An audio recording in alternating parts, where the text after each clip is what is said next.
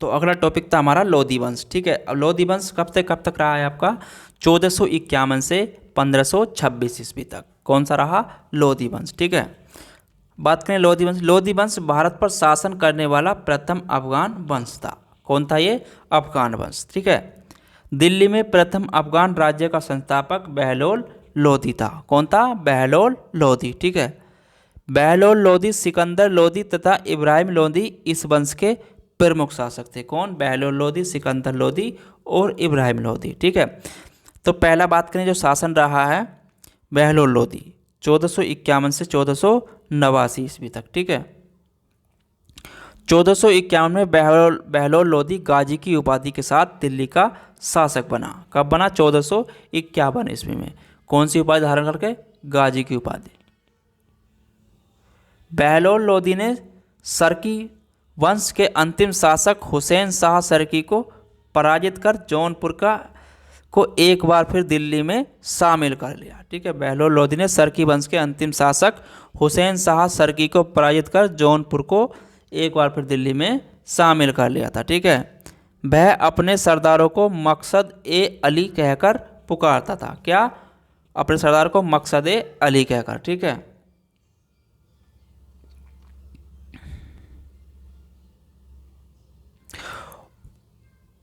उसने बहलोल सिक्के चलवाए। उसने क्या करा? बहलोल सिक्के चलाए। ठीक है, बहलोल लोधी का पुत्र सिकंदर लोधी उसका उत्तराधिकारी बना। बहलोल लोधी के बाद कौन बना? सिकंदर लोधी। ठीक है, अब बात करें सिकंदर लोधी 1489 से 1517 ईस्वी तक शासन रहा। ठीक है, सिकंदर लोधी का वास्तविक नाम निजाम खां था। क्या था? निजाम खां। सिकंदर लोधी का वास्तविक नाम क्या था? निजाम खां। ठीक है, जौनपुर के हुसैन शाह सरकी को पराजित कर उसने बिहार तथा तिरहुत को दिल्ली में मिला लिया। ठीक है, जौनपुर के हुसैन शाह सरकी को पराजित कर उसने बिहार तथा तिरहुत को दिल्ली में मिला लिया। ठीक है, सिकंदर लोधी के वजीर ने 1500 ईस्वी में मोठ मस्जिद का निर्माण कराया। सिकंदर लोधी के वजीर ने 1500 ईस्वी में मोठ मस्जिद का निर्माण कराया। ठीक है, सिकंदर लोधी ने 1504 में आगरा की नींव डाली। 1506 में सिकंदर लोधी ने आगरा की राजधानी बनाया। ठीक है, 1506 में सिकंदर लोधी ने आगरा को राजधानी बनाया। ठीक है, 1504 में आगरा की नींव डाली। ठीक है, भूमि मापने के लिए उसने गजे सिकंदरी, भूमि नापने के लिए क्या करा? उसने गजे सिकंदरी पैमाना जारी किया। किसने? सिकंदर लोधी ने। ठीक है, उसने मुसलमानों को तजिया निकालने, स्त्रियों को पीरों एवं संतों की मजार पर जाने पर प्रतिबंध लगाया। क्या करा उसने? मुसलमानों को तजिया निकालने, स्त्रियों को पीरों एवं संतों की मजारों पर जाने पर प्रतिबंध लगाया। ठीक है, उसने संस्कृत के आयुर्वेद ग्रंथ का फरंगी सिकंदरी नाम से अनुवाद करवाया। क्या करा उसने? फरंगी सिकंदरी संस्कृत के आयुर्वेद का, ठीक है, नाम से अनुवाद करवाया। ठीक है, उसने गुलरुखी नामक शीर्षक से फारसी में कविताएं लिखी। फारसी में क्या लिखी? कविताएं। कैसे? गुलरुखी नामक शीर्षक थे। ठीक है, उसने अन्न पर लगने वाला जकात समाप्त कर दिया। जो कर था जकात, उसने क्या किया? उसको समाप्त कर दिया। ठीक है, किसने?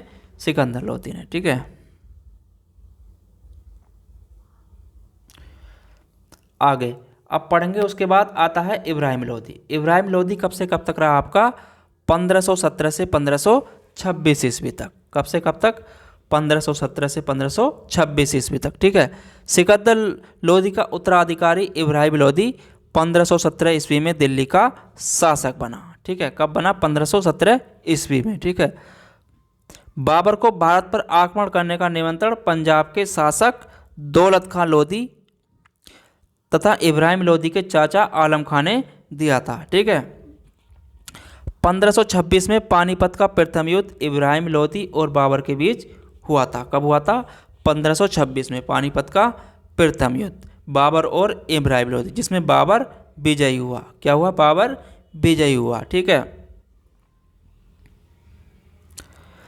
उसके बाद इब्राहिम लोधी भारत का एकमात्र सुल्तान था जो युद्ध भूमि में मारा गया। ठीक है, इब्राहिम लोधी युद्ध में मारा गया। ठीक है, इब्राहिम लोधी की मृत्यु के साथ ही लोधी वंश तथा दिल्ली सल्तनत दोनों का अंत हो गया। ठीक है, उसके बाद ही इब्राहिम लोदी की मृत्यु के साथ ही लोदी वंश तथा दिल्ली सल्तनत का अंत हो गया। ठीक है, तो ये हमारा लोदी वंश का चैप्टर इतना ही था। ठीक है, इससे संबंधित और जो भी टॉपिक होंगे वो हमने कवर करा दिए हैं आपके। ठीक है, तो चलिए फिर मिलेंगे आपको एक अगले टॉपिक पर। अगला टॉपिक रहेगा हमारा सल्तनत कालीन शासन व्यवस्था। ठीक है, आगे पढ़ेंगे हम सल्तनत कालीन शासन व्यवस्था। चलते हैं, जब तक के लिए धन्यवाद, और चैनल को लाइक शेयर करते रहें।